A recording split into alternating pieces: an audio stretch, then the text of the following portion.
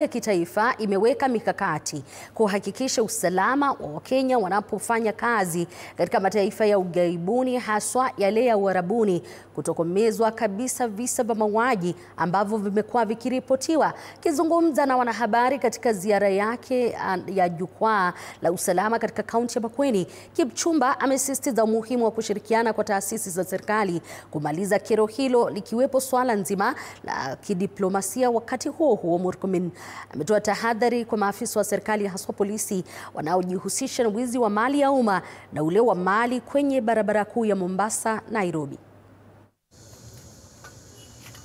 So ni vizuri kwamba kila mmoja afuate njia ya kisheria na atumie zile njia ambazo, na uwezi amuka tu siku moja. Unajua kuna watu wanatembea kwa siri, ati nimepata kazi yangu, nataka kumwambia kila mtu yoyote. Lazima also utafute information. Generally widely sema ninaenda safari fulani ilipangwa na so and so.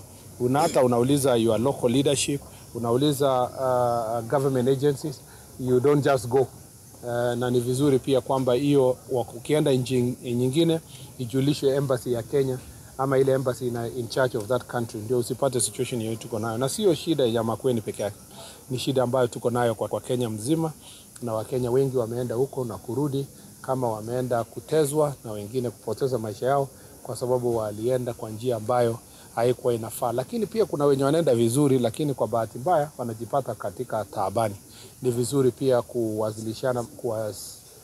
kuwasiliana mapema na embassy ya Kenya kwa mahali popote umeenda, ndio usaidike na serikali yetu. Umeona Foreign Affairs, Labor, serikali yetu inafanya kila juhudi kuhakikisha imewasaidia Wakenya, kama vile tumefanya kwa huko Myanmar na sehemu zingine. Yote anafanya kazi kwa serikali, kama idara ya polisi ama ni chief ama ni KRA ama wapi, mtu yote amekuwa mhalifu anaitwa mhalifu.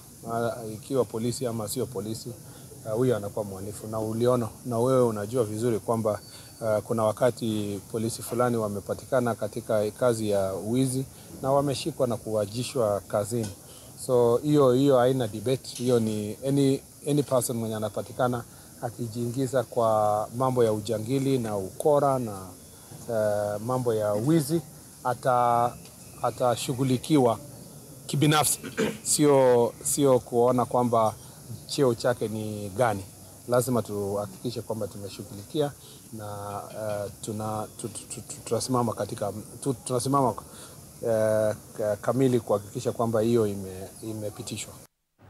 Na mwili wa